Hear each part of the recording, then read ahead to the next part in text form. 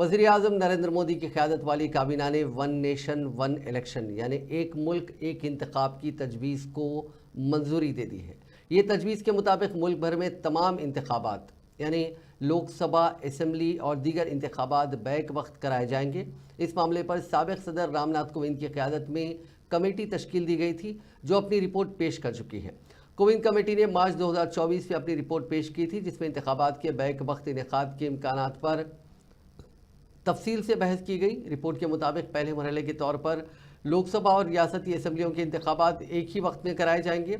इसके बाद रिपोर्ट ने सिफारिश की है कि लोकसभा और रियासती असम्बलियों के इंतखाब के 100 दिनों के अंदर मकामी खुद मुख्तार इदारों के इंतखाबात भी मुकम्मल किए जाएँ। इससे तमाम सतहों पर इंतखाबात एक मुकर्ररा वक्त में मुकम्मल किए जा सकेंगे, जिससे इंतखाबात के मौजूदा अलग अलग तरीक़ेकार में तब्दीली आएगी। वज़ीर आज़म नरेंद्र मोदी ने वन नेशन वन इलेक्शन के फ़वाइद पर जोर दिया और कहा कि ये वक्त की ज़रूरत है। उन्होंने एक बयान में कहा था कि मैं सबसे दरख्वास्त करता हूँ कि हम सब एक मुल्क एक इंतखाब के अज़्म को हासिल करने के लिए मुत्तहिद हों, जो वक्त का तकाजा है। नेशन वन इलेक्शन में जो हाई लेवल कमेटी की रिकमेंडेशंस थी उसको एक्सेप्ट किया है।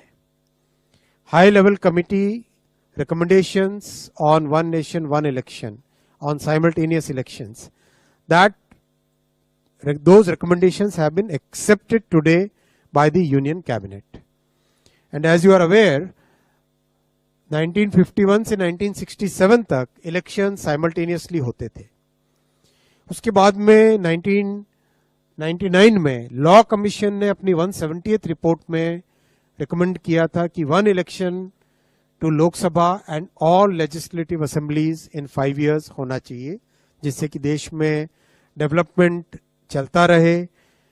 जो बहुत सारा खर्चा होता है इलेक्शंस के कारण वो न हो, बहुत सारा लॉ एंड ऑर्डर और क्रिमिनल जस्टिस सिस्टम जो बाधित हो जाता है, because policeman are totally deployed in maintaining the election law and order, वो सब जो बड़ा एक मिशन, बहुत बड़ा एक